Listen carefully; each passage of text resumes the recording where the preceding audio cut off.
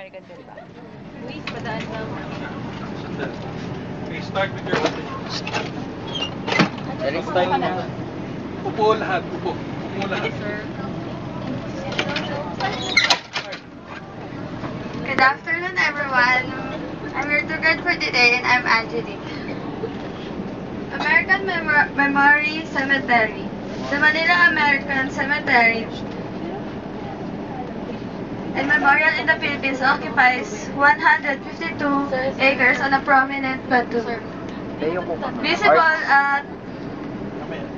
at a distance from the east, south, and west. It contains the largest number of graves of our military dead of World War II. A total of 17,201, most of whom lost their lives in operation in New Guinea and in the Philippines.